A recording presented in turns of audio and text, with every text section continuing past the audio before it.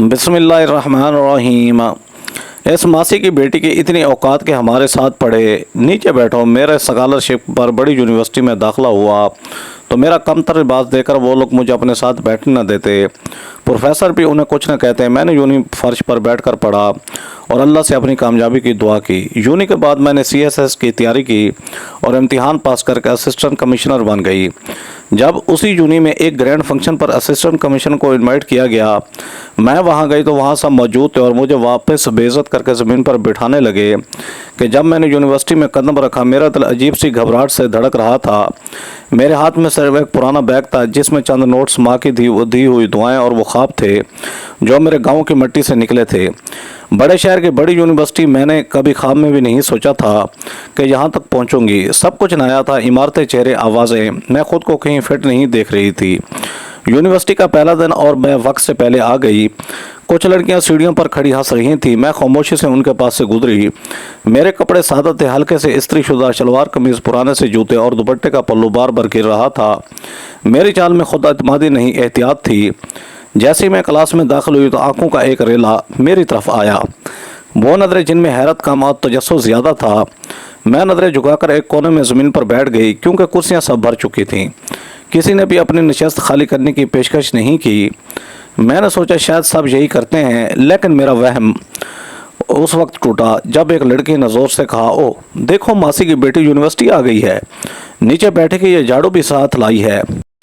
एक जोरदार कहका सुनाई दिया, जैसे क्लासरूम नहीं कोई तमाशा हो। मेरी सांस रुक गई। मैंने सिर्फ सर झुका या कुछ ना कहा।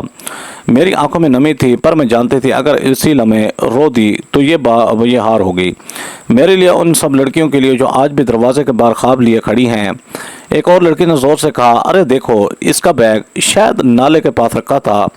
बदबू आ रही है। मुझे लगा जैसे ज़मीन मुझे निगल ले, लेकिन नहीं, वही ज़मीन थी जो मेरी बुनियाद थी, जिस पर मैं पलकर बड़ी हुई थी। मैं जानती थी कि मैं वहाँ किसी को मुतासिर करने नहीं, कुछ बनने आई हूँ। क्लास जो शुरू हुई, एक लंबा चौड़ा प्रोफेसर दाखिल हुआ। बगैर किसी को मुखातब किए लेक्चर देना शुरू कर दिया। मैं ध्यान से सुन रही थी, कोशिश कर रही थी कि हर लफ्ज़ ज़हन में महफूज कर लूँ। मेरे पास नई किताबें नहीं थीं, बस एक सादा कापी और एक पुराना पेन, लेकिन जज्बा ताज़ा था। दिल की गहराइयों में जलती वो आग जिसे नज़रअंदाज नहीं किया जा सकता था। लेक्चर के बाद सब अपने ग्रुप्स में गप्पे मारने लगे। मैं खामोशी से लाइब्रेरी का रुख किया। लाइब्रेरी में दाखिल होते ही एक नौजवान लड़का किताबों की रैक तरतीब दे रहा था।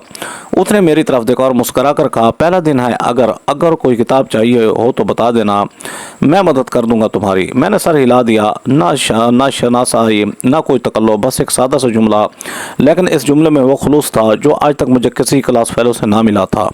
मैंने किताबें निकाली, कुछ नोट्स बनाए और वापस हॉस्टल जाने के लिए बाहर निकली।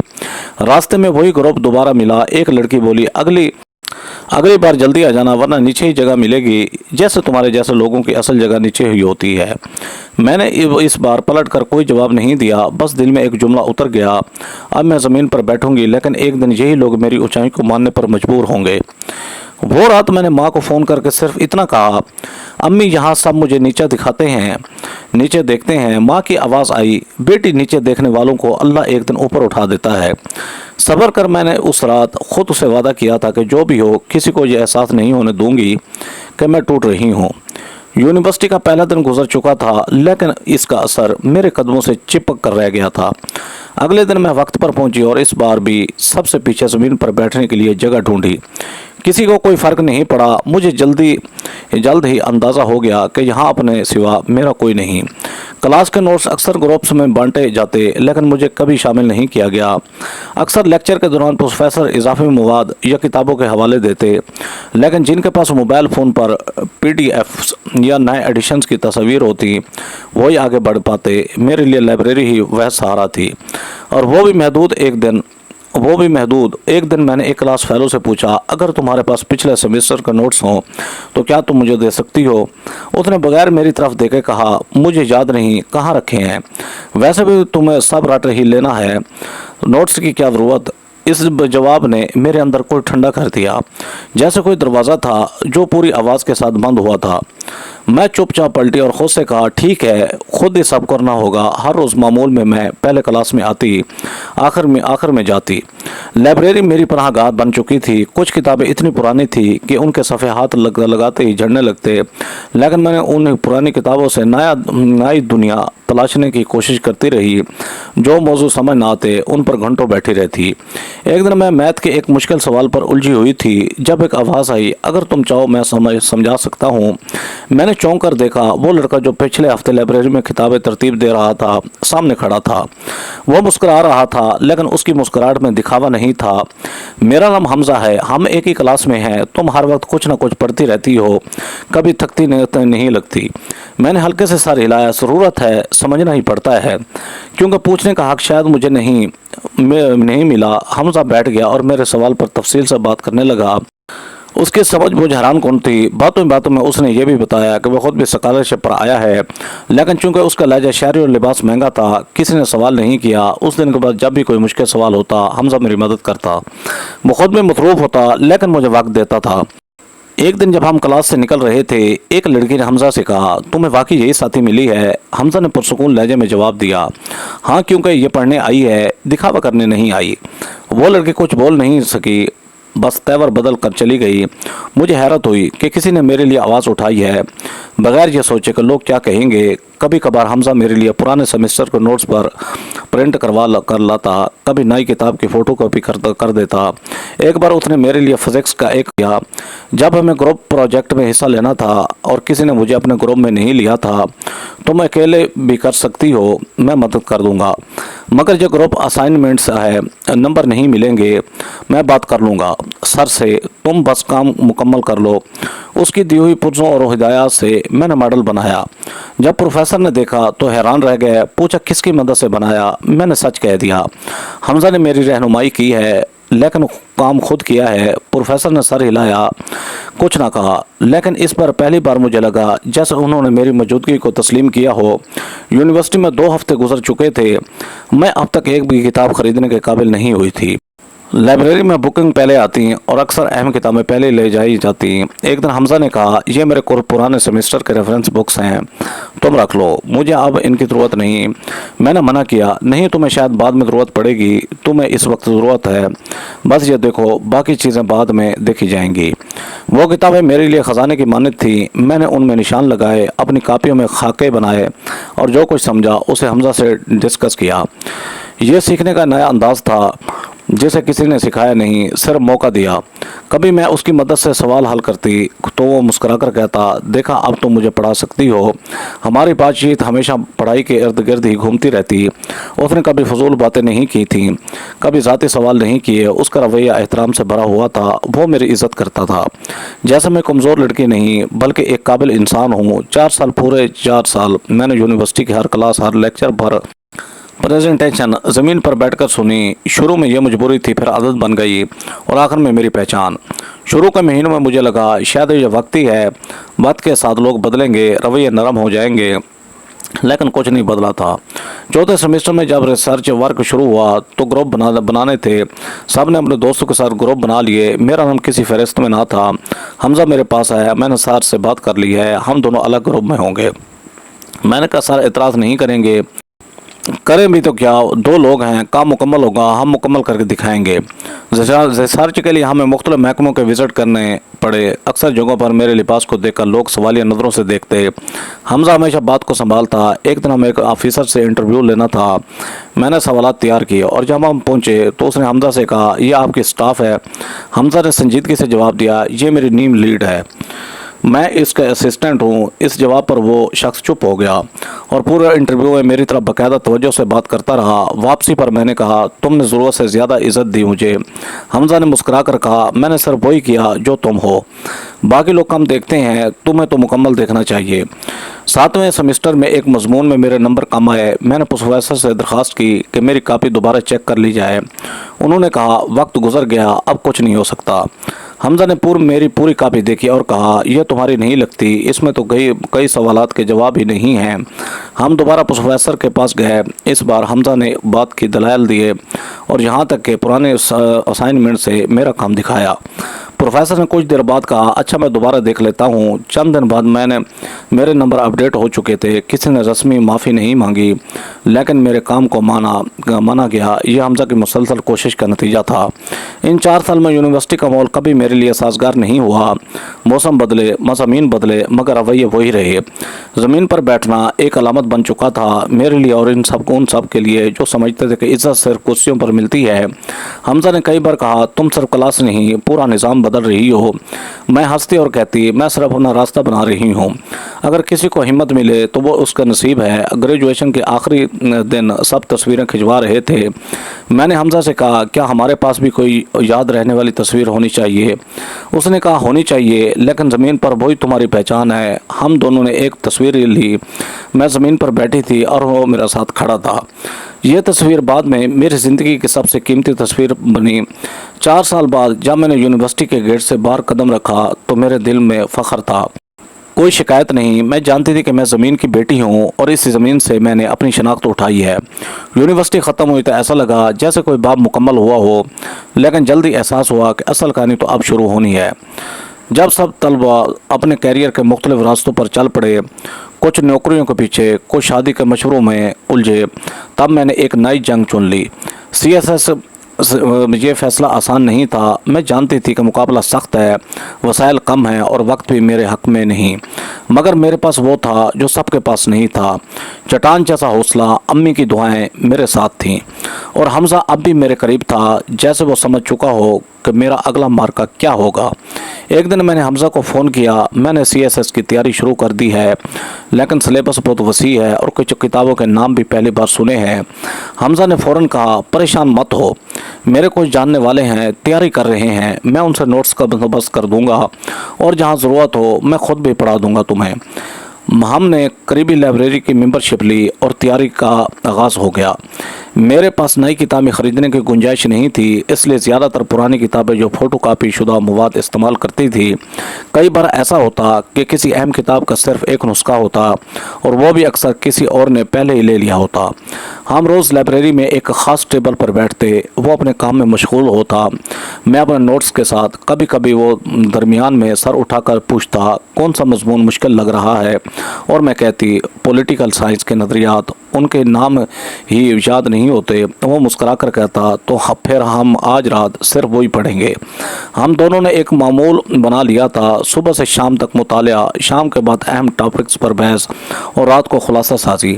وہ مجھے مختلف موضوعات پر بولنے کی مشق کرواتا، سوال کرتا اور میری وضاحت سنتا۔ ہم نے ایک اسٹریٹجی بنائی، ہفتہ وار مضامین، روزانہ ایک جنرل نالج ٹاپک اور ہفتے میں ایک موک ٹیسٹ ایک دن۔ جب ہم تاریخ کا مضمون پڑھ رہے تھے میں نے کہا عجیب بات ہے نا، ہم تاریخ سے سیکھتے ہیں اور میں اپنی تاریخ سے بھاگتی تھی۔ حمزہ نے سر ہلایا، لیکن اب تم اپنی تاریخ لکھنے جا رہی ہو۔ میری ماں بھی اس پورے وقت میں میری سب سے بڑی دعا کنندہ رہیں۔ وہ روز فجر میں اٹھ کر میرے لیے خاص طور پر دعا مانگتی۔ جب میں دیر رات تک پڑھتی تو وہ فون کر کے کہتی بیٹی سونے سے پہلے کچھ کھا لینا، پڑھائی تب بھی کامیاب ہوتی ہے جب جسم سلامت ہو۔ ہمیشہ کی طرح میں نے ایک چھوٹے سے آن لائن گروپ کے لیے بھی پڑھانا جاری رکھا تاکہ کچھ خرچ چلتا رہے۔ ایک دن ایک طالب علم نے پوچھا میڈم آپ خود بھی امتحان دے رہی ہیں؟ میں نے جواب دیا ہاں، اور اگر تم لوگ پڑھو گے تو میں بھی کامیاب ہو جاؤں گی۔ اس دن مجھے احساس ہوا کہ صرف اپنے لیے نہیں بلکہ ان سب کے لیے بھی پڑھ رہی ہوں جو میرے سائے میں اعتماد لینا چاہتے ہیں۔ تیاری کے آخری ماہ میں جب کئی مضامین تقریباً مکمل ہو چکے تھے میں نے ایک پلان بنایا۔ ہر دن ایک ٹاپک پر ڈسکشن اور ہر ہفتے ایک فل لینتھ موک۔ امتحان کے دن قریب آ رہے تھے اور دباؤ بھی بڑھ رہا تھا، مگر میرے اندر ایک ٹھہراؤ تھا۔ میں نے خود سے کہا تم نے سب کچھ دے دیا ہے، اب جو بھی ہوگا اس پر راضی رہنا سیکھو۔ امتحان کے دن میں یونیفارم نہیں پہنی تھی لیکن اندر سے وہی عزم اور استقلال تھا۔ इसका का लिबास पहने बैठी थी। मैंने पर्चे खोले, गहरी सांस ली और कलम उठा लिया। हमजा हाल से बाहर इंतज़ार कर रहा था, जैसे वो जानता हो कि मेरी यह खामोशी लड़ाई जीत में बदलेगी।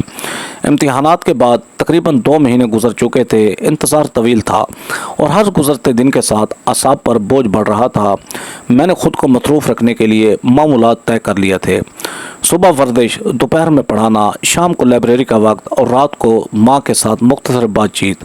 लेकिन अंदर ही अंदर एक हलचल थी जो किसी पल सुकून नहीं लेने देती थी। पर एक सुबह मैं लाइब्रेरी से वापस ये रास्ते पे थी जब फ़ोन पर एक पैगाम आया, नताइज जारी हो चुके हैं, वेबसाइट देखो। ये हमजा का मैसेज था। मेरे हाथ कांप गए। मैंने करीबी कैफ़े में जा बैठी, फ़ोन का ब्राउज़र खोला, रोल नंबर डाला और जैसे नतीजा सामने आया मेरा सांस रुक गया।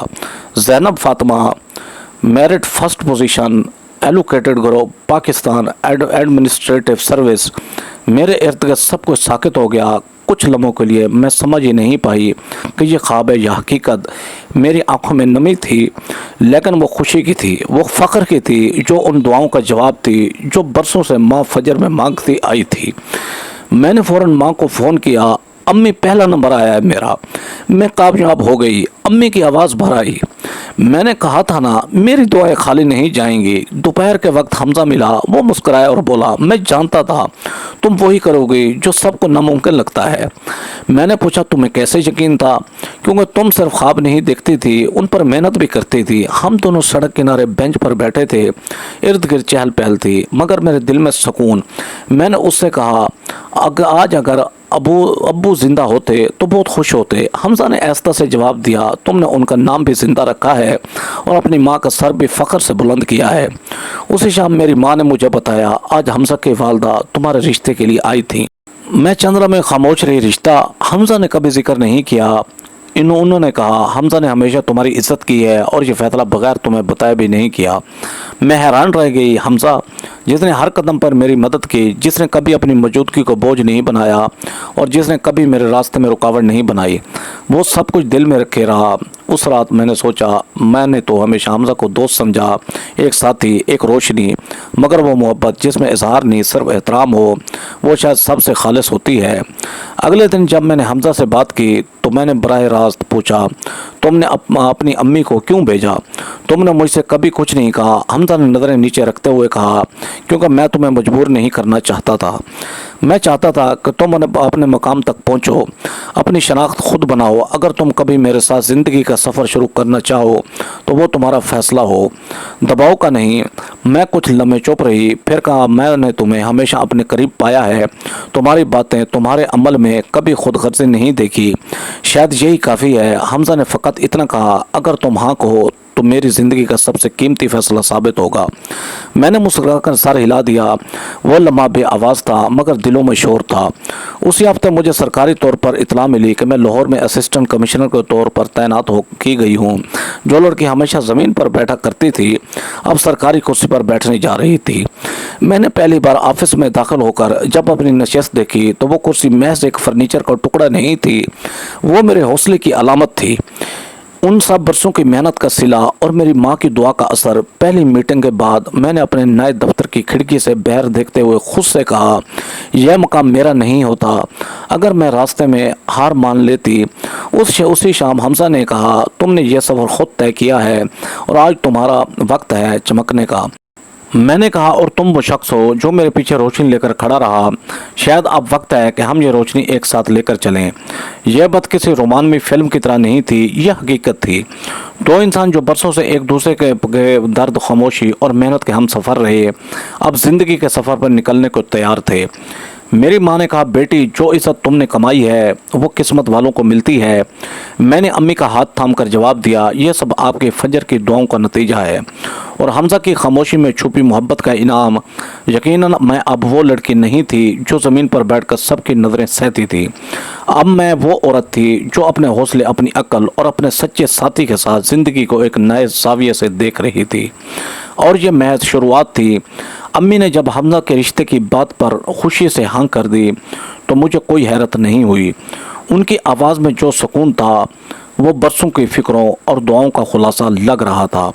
बेटी, वो लड़का तुम्हें सिर्फ पसंद नहीं करता, वो तुम्हारी इज्जत भी करता है। یہ بہت بڑی بات ہے، امی نے کہا۔ میں نے بھی دل ہی دل میں ایک خاموش ہاں کہی۔ ہم دونوں نے زندگی کو نیچے سے دیکھ کر اوپر تک پہنچنے کا سفر طے کیا تھا۔ ہمارے دکھ، ہماری محرومیاں، ہمارے خواب ایک جیسے تھے، اور اب شاید ہمارا راستہ بھی اگلے چند دنوں میں مصروفیات کچھ زیادہ ہی بڑھ گئیں۔ تربیتی سیشنز، آفس کے ابتدائی معاملات اور ساتھ ساتھ شادی کے بارے میں بات چیت، مگر ان سب کے درمیان ایک خاص خبر نے مجھے چونکا دیا۔ میری سابقہ یونیورسٹی میں کامیاب سابق طلباء کے اعزاز میں ایک تقریب رکھی جا رہی تھی اور مجھے مہمان خصوصی کے طور پر مدعو کیا گیا۔ جب دعوت نامہ ہاتھ میں آیا، جو چند لمحے میں نے صرف کاغذ کو دیکھا، وہی ادارہ، وہی عمارت، وہی لوگ جن کے سامنے میں اکثر زمین پر بیٹھی اور جنہوں نے میری موجودگی کو غیر ضروری سمجھا تھا، آج مجھے سٹیج پر بلانے کے لیے آئے تھے۔ اور ایک سادہ سی تحریری پیغام تھا، لیکن اس کے اندر ایک پوری تاریخ قید تھی۔ میں نے حمزہ سے اس بارے میں ذکر کیا تو اس نے کہا، یہ صرف ایک تقریب نہیں، تمہارے سفر کی پہچان ہے۔ جاؤ، ضرور جاؤ، لیکن ویسے ہی جاؤ جیسے ہمیشہ جاتی رہی ہو۔ تمہاری اصل طاقت تمہاری سادگی ہے۔ تقریب سے ایک دن پہلے میں نے اپنی سادہ سی آفس کی شلوار قمیص نکالی، دوپٹہ پریس کیا اور وہی پرانے جوتے پہنے جو میں نے یونیورسٹی کے آخری دنوں میں خریدے تھے۔ مجھے کسی کو متاثر کرنا نہیں تھا، مجھے صرف اپنا سچ ساتھ لے کر جانا تھا۔ تقریب کے دن صبح سے ہی مختلف پیغامات آ رہے تھے۔ یونیورسٹی کے منتظمین بار بار وقت کی پابندی اور مہمانوں کے پروٹوکول سے متعلق یاد دہانیاں کر رہے تھے۔ میں نے ہمیشہ کی طرح سادگی کو ترجیح دی۔ اپنا وہی سفید دوپٹہ، ہلکا نیا شلوار اور قمیض اور صاف جوتے پہن کر تیار ہوئی۔ یہ لباس میرے کردار کی شناخت بن چکا تھا اور میں اب تک کبھی خود کو کسی ظاہری معیار کے مطابق ڈھالنے کی کوشش نہیں کی تھی۔ یونیورسٹی کے گیٹ پر پہنچتے میں نے وہی پرانا سیکورٹی روم دیکھا جس کے باہر میں اکثر یونیورسٹی کا کارڈ دکھانے کے لیے کھڑی ہوا کرتی تھی۔ آج پہچان کے لیے مجھے کچھ کہنا نہیں پڑ رہا تھا۔ ایک اہلکار فوراً اٹھا، میڈم ویلکم، آپ کو اندر لے جانے کا انتظام کیا گیا ہے۔ میں نے شکریہ ادا کیا اور اندر قدم رکھا۔ ویسے ہی لون، ویسے ہی دیواریں، وہی راہداری، جیسے وقت ایک لمحے کے لیے پیچھے چل پڑا ہو۔ کچھ طلبہ مجھے راستے میں دیکھ کر سلام کرتے، کچھ کن آنکھوں سے دیکھتے، جیسے اب بھی یہ یقین کرنا مشکل ہو کہ وہی زینب اب سٹیج پر بلائی جا رہی ہے۔ آڈیٹوریم میں داخل ہوتے ہی میری نظر اگلی قطاروں میں بیٹھے کچھ جانے پہچانوں چہروں پر پڑی۔ پروفیسر جن کے کلاسز میں ہمیشہ آخری نشستوں پر یا فرش پر بیٹھتی تھی، کچھ نے مجھے دیکھا، کچھ نے نظر انداز کیا، لیکن میرے قدم پرسکون تھے۔ چال وہی تھی جو ہمیشہ رہی۔ تقریب ابھی شروع نہیں ہوئی تھی۔ میں اپنی نشست کی طرف بڑھ رہی تھی کہ اچانک ایک مانوس آواز کانوں سے ٹکرائی۔ اچھا، تو تم وہی ہو جو ہمیشہ زمین پر بیٹھتی تھی؟ یہاں بھی کرسی کم ہے، نیچے بیٹھ جاؤ۔ یہ جملہ ایک پرانے پروفیسر کی طرف سے آیا جنہیں ہمیشہ خاموش تماشائی کے طور پر جانا۔ حال میں ایک لمحے کو خاموشی چھا گئی۔ وہ ہنسی جو ایک جملے کے ساتھ آتی ہے کہیں گم ہو چکی تھی۔ سب کی نظریں مجھ پر تھیں۔ لمحہ نازک ضرور تھا، لیکن میں نے اپنی آواز میں کوئی تیزی نہیں آنے دی۔ میں نے مسکرا کر نرمی سے کہا، سر میں آج بھی زمین پر بیٹھ سکتی ہوں کیونکہ میری بنیاد اسی زمین سے ہے، لیکن آپ بتائیے کیا آپ میری اجازت کے بغیر آج اس کرسی پر بیٹھ سکتے ہیں؟ جملہ مکمل ہوتے ہی حال ایک لمحے کو ساکت ہو گیا۔ پروفیسر کا چہرہ گویا وقت میں جم گیا ہو۔ ان کے پاس کوئی جواب نہیں تھا۔ خاموشی کی وہ گونج جو پہلے طنز میں چھپی تھی اب میرے الفاظ میں گونج رہی تھی۔ اسی لمحے سٹیج پر موجود ایک سینئر استاد نے مائک سنبھالا، ہماری مہمان خصوصی اسسٹنٹ کمشنر زینب فاطمہ تشریف لا چکی ہیں، آئیے ان کا استقبال کریں۔ تالیاں بجنے لگی، کچھ جھکتے ہاتھوں سے، کچھ جوش سے، مگر حال تال میں ایک حقیقت چھپی تھی۔ وہ زینب جسے زمین پر بیٹھنے کو کہا گیا تھا اب سٹیج پر بلایا جا رہا تھا۔ سٹیج پر جاتے ہوئے میرے قدم نرم تھے، لیکن اندر ایک ٹھہرا ہوا سکون تھا۔ میں نے خود سے کہا، یہ کامیابی کسی کو نیچا دکھانے کے لیے نہیں، بلکہ وہ دکھانے کے لیے ہے کہ جو نیچے ہوتے ہیں وہی اصل میں مضبوط ہوتے ہیں۔ تقریب کے بعد کچھ طلبہ میرے پاس آئے۔ ایک نے کہا، میڈم ہم نے وہ جملہ سنا اور آپ کا جواب بھی ایسا لگا جیسے کوئی ہمیں ہماری اوقات یاد دلا رہا ہو کہ کامیابی کسی ظاہری معیار کی محتاج نہیں۔ میں نے صرف اتنا کہا، بس خود پر یقین رکھو، باقی سب ایسا ایسا بدل جاتا ہے۔ جب سب لوگ ہال سے باہر جا رہے تھے، وہی پروفیسر جنہوں نے طنز کیا تھا میرے قریب ہے۔ उनके चेहरे पर उलझन थी, शायद शर्मिंदगी भी। ज़ैनब, मैंने शायद वो वक्त पर तुम्हें पहचाना नहीं। मैंने आहिस्तगी से जवाब दिया, सर आपकी खामोशी ने मेरी आवाज़ को मजबूत किया। शायद यही मेरी सबसे बड़ी पहचान है। कुछ लम्हे हम दोनों खामोश रहे, फिर वो सर झुकाए चले गए। हमजा इस तकरीब में शरीक नहीं था, लेकिन जब मैंने उसे सब कुछ बताया तो वो बोला, तुमने जो जवाब दिया वो सिर्फ तंज का नहीं, उस सोच का रद्द था जो बरसों से ज़मीन से जुड़े ख्वाबों को कुचलती आई है। मैंने कहा, मैंने सिर्फ वही कहा जो मुझे सिखाया गया था। इज़्ज़त मांगने से नहीं, किरदार से मिलती है। ये दिन मेरे सफ़र की कहानी का एक और बाब था। एक दरवाज़ा जो पहले सिर्फ बाहर से बंद था, अब अंदर से भी खुल चुका था। तंज की वो गूंज अब एक सबक बन चुकी थी। मैं जानती थी ये महज एक अख्ताम नहीं, एक नया आगाज़ था। मैंने माइक पर जुमला कहा, वो जुमला कहा, मैं आज भी ज़मीन पर बैठ सकती हूँ क्योंकि मेरी बुनियाद इसी ज़मीन से है, लेकिन आप मेरी इजाज़त के बगैर इसी कुर्सी पर नहीं बैठ सकते। तो हाल में मुकम्मल खामोशी छा गई, एक ऐसी खामोशी जिसमें सिर्फ सोचने की आवाज़ थी। किसी की हंसी नहीं आई, किसी ने मजाक नहीं बनाया, और सब नज़रें बस मेरी तरफ जमी रही। प्रोफेसर का चेहरा पहले हैरत में था, फिर जैसे वो अंदर ही अंदर कोई ढूंढ रहे हों, कुछ पुराना जो याद आ रहा हो। उनकी आंखें पलके झपकना भूल चुकी हों। शायद उन्हें अपनी बात का वज़न अंदाज़ा नहीं था, ये सोचा भी नहीं था कि जवाब इतना सीधा और मजबूत होगा। मैंने उसी लम्हे नहीं रुकी, स्टेज की तरफ कदम बढ़ाए और अपनी नशस्त संभाली। बाकी मेहमानों के दरमियान बैठकर मेरे लिए ये सिर्फ एक कुर्सी नहीं थी, ये मेरे सफ़र की मुहर थी। तकरीब का माहौल बदल चुका था। मुंतज़मीन ने अपनी अंदाज में मेरी कामयाबी को सराहा, पर असल बात वो थी जो पहले ही हो चुकी थी। जब मुझे इज़हार ख्याल के लिए बुलाया गया तो मैंने वो बातें की जो बरसों से दिल में थीं, लेकिन कभी कही नहीं थी। तालीम सिर्फ डिग्री का नाम नहीं, ये वो सोच है जो हमें दूसरों को इंसान समझना सिखाती है। अगर क्लास में किसी तालिब इल्म का लिबास उसके हक़ को कम कर दे तो वो तालीमी इदारा नहीं, सिर्फ एक इमारत रह जाता है। मैंने हाल में मौजूद हर चेहरे को देखा, एक एक आंख को। मैं वही लड़की हूँ जो ज़मीन पर बैठती रही, लेकिन इस ज़मीन से जुड़ने का मतलब था कि मैं अपनी जड़ें गहरी कर रही हूँ, और जब जड़ें गहरी हो जाएं तो दरख्त ऊंचे होते हैं। बात मुकम्मल हुई तो तालियां बजीं। इन तालियों में जोश था, सोच ज़्यादा थी। कई चेहरे ऐसे थे जो आज पहली बार किसी सच को सुन रहे थे, और कई वो जिन्होंने वो सच पहले से देखा था मगर माना नहीं था। जब स्टेज से वापस उतरी तो कुछ इसातिज़ा मेरे करीब आए। एक ने कहा, ज़ैनब, तुमने जो कहा वो सच है। हम सब ने तुम्हें देखा, लेकिन शायद उस वक्त हमने वो नहीं देखा जो आज नज़र आ रहा है। मैंने नरम लहजे में कहा, सर वक्त सब कुछ बदल देता है। नज़रें भी। एक और उस्ताद ने जो अक्सर मुझे ज़मीन पर बैठा देखकर खामोशी से गुजर जाया करते थे, अब कहा, तुम्हारी बात ने हमें आईना दिखा दिया। शायद अब वक्त है हम अपने रवैये पर नज़रसानी करें। तकरीब के बाद यूनिवर्सिटी के नई इंतज़ामिया ने मुझे ऑफ़र दी, हम चाहते हैं कि आप हमारे नए मेंटरशिप प्रोग्राम का हिस्सा बने। आप जैसी शख्सियत हमारे तलबा के लिए मशाल राह बन सकती हैं। मैंने जवाब दिया, मैं ज़रूर आऊँगी, लेकिन तब जब आप ये यकीनी बनाएंगे कि अगली ज़ैनब ज़मीन पर न बैठे बल्कि उसकी काबिलियतों से ख़ुद जगह दिलाए। जब मेरी नशस्त से स्टेज की तरफ माइक पर वाइस चांसलर ने कदम रखा तो मैं जानती थी कि कुछ अलग होने वाला है। वो आमतौर पर रस्मी अंदाज में तकरीर करते थे, लेकिन इस बार उनके लहजे में एक अलग सी संजीदगी थी।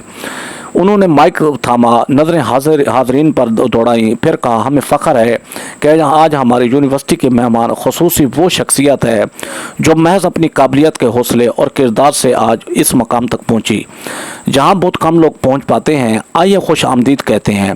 असिस्टेंट कमिश्नर ज़ैनब फ़ातिमा को पूरा हाल एक लम्हे को साकत रहा, फिर जैसे किसी ने हाल के अंदर बादल बरसाए हों। तालियों की गूंज चारों तरफ फैल गई। चेहरे जिन पर पहले हैरत, खामोशी या तंज छुपा होता था, अब एहतराम झलक रहा था। मैं पुरसुकून अंदाज में उठी, ऐसा ऐसा स्टेज की तरफ बढ़ी।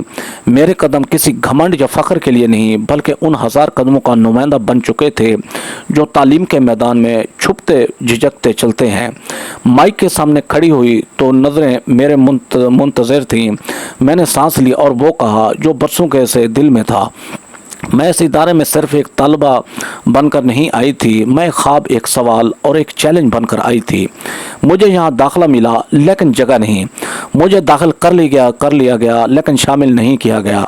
میں نے سامنے بیٹھے اساتذہ، طلباء اور منتظمین کو دیکھا۔ تعلیم کا مطلب صرف کتابیں نہیں ہوتی، تعلیم کا مطلب ہے سوچ۔ اور اگر یہ سوچ یہ ہو کہ طالب علم کا حلیہ، لہجہ یا پس منظر اس کی قابلیت سے بڑا ہو جائے تو پھر ہم ادارے نہیں دیواریں کھڑی کر رہے ہیں۔ چند چہروں پر جھجک ظاہر ہوئی تھی، جیسے کوئی سچ سامنے آ کر راستہ روک رہا ہو۔ اس حال میں بیٹھے کئی طلباء آج بھی وہی کچھ سہ رہے ہوں گے جو میں نے سہا۔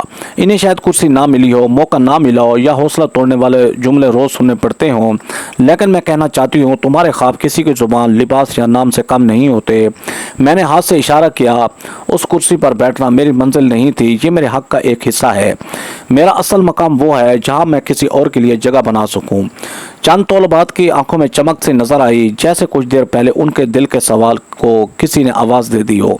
میں نے جب پہلی بار زمین پر بیٹھ کر کلاس سنی تب سوچا تھا کہ ایک دن اس زمین سے اٹھ کر کھڑا ہونا ہے، مگر اب جب اس مقام پر ہوں تو جانتی ہوں کہ میری اصل طاقت وہی زمین ہے، وہی عاجزی، وہی صبر، وہی خودداری۔ اسٹیج پر خاموشی تھی، لیکن وہ خاموشی بے معنی نہیں تھی، وہ جذب ہو چکی تھی۔ مجھے افسوس ہے کہ کئی بار ان رویوں پر کسی استاد نے آواز نہیں اٹھائی۔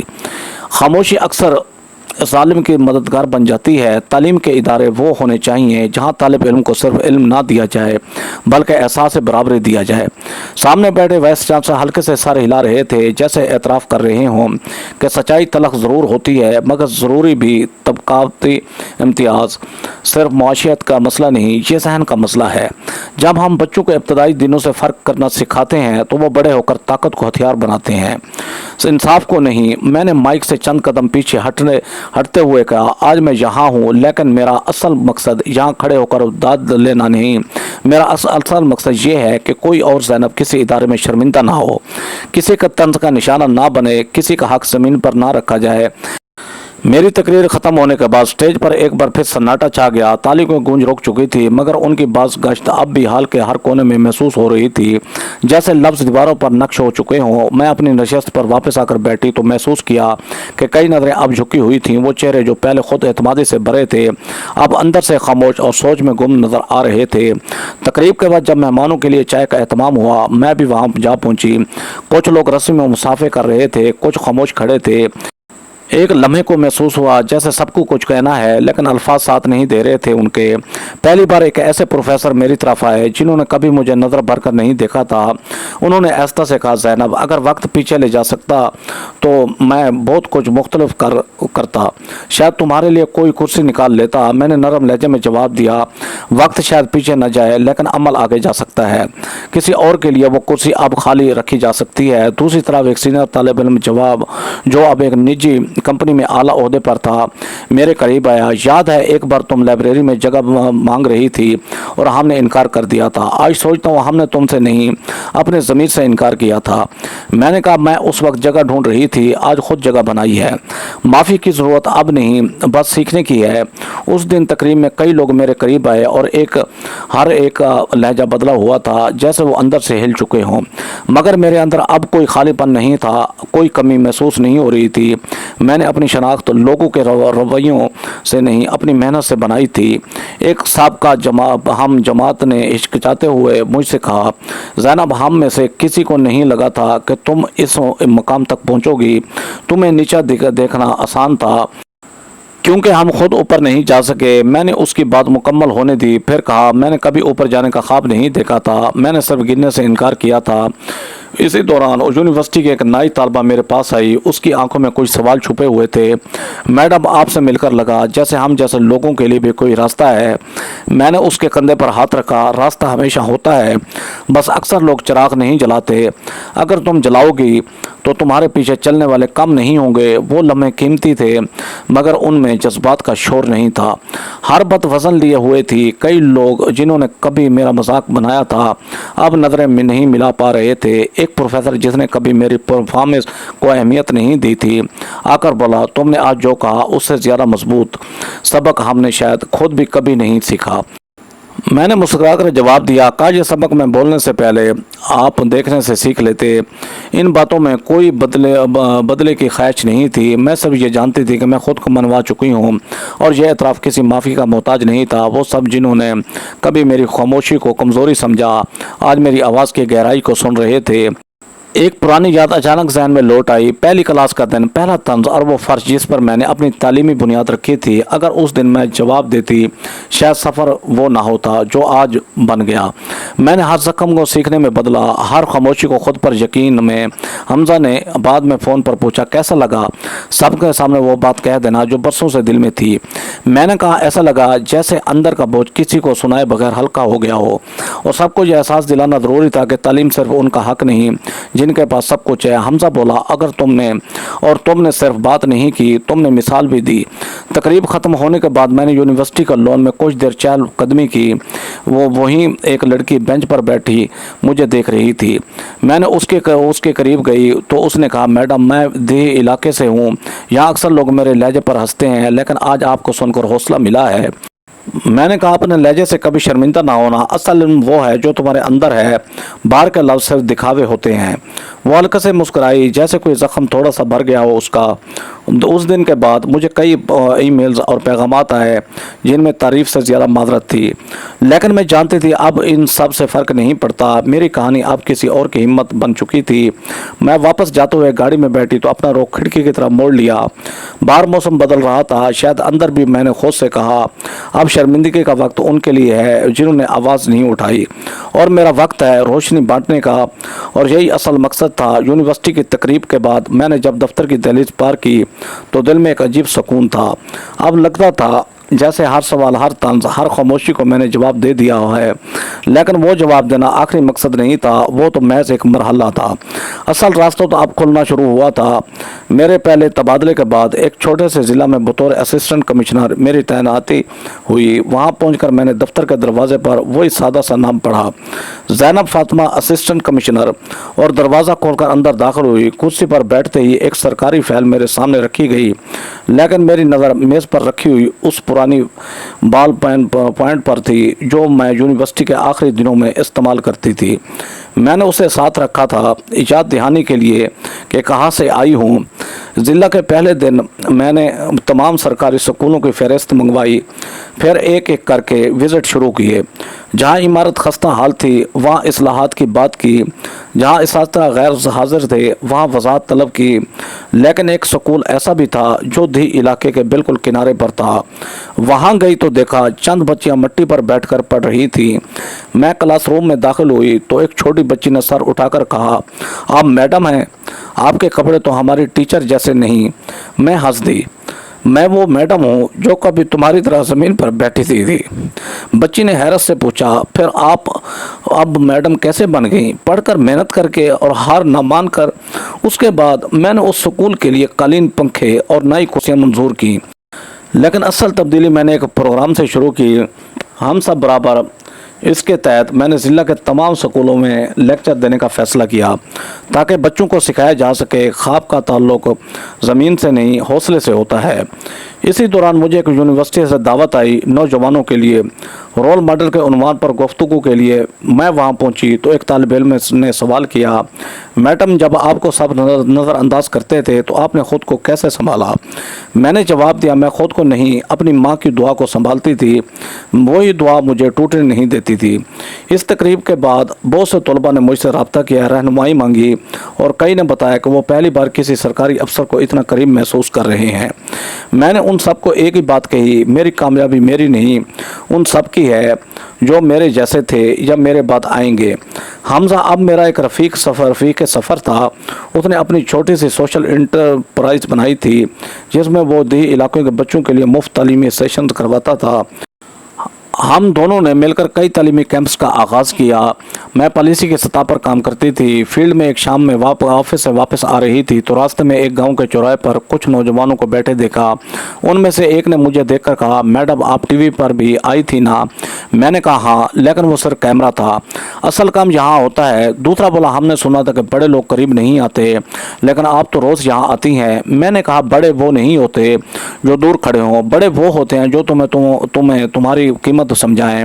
उन नौजवानों में से एक जो कभी स्कूल से बाहर काम करता था, अब हमारे स्कॉलरशिप प्रोग्राम का हिस्सा था, उसने बाद में एक ईमेल में लिखा, मैडम आपकी वजह से मैंने किताबों को बोझ नहीं ताकत समझना शुरू किया है। ये वो लम्हात थे जिनके लिए मैंने बरसों ज़मीन पर बैठकर क्लासेस की थी, रातें जागकर पढ़ाई की थी और हर तंज खामोशी से सहा था। मेरी माँ अब भी रोज़ फजर में दुआ मांगती थी। वो अक्सर कहती, बेटी तुम अब दूसरों के लिए दुआ बन चुकी हो। और मैं सोचती शायद इसी का नाम रोशनी है, जो खुद जले ताकि दूसरों का रास्ता रोशन करे। आखिरी दिनों में जब एक तालीमी कॉन्फ्रेंस में मुझे शम्मा इल्म का एहसास दिया गया तो मैंने माइक पर सिर्फ एक जुमला कहा, मैं रोशनी नहीं बनना चाहती, मैं वो शम्मा बनना चाहती हूँ जो कभी बुझती ना हो। जब प्रोग्राम ख़त्म हुआ तो एक छोटे बच्चे ने करीब आकर पूछा, मैडम क्या मैं भी एक दिन आपकी तरह बन सकता हूँ? मैंने उसका हाथ थामा, तुम मुझसे भी आगे जा सकते हो अगर तुम खुद को कभी कम ना समझो।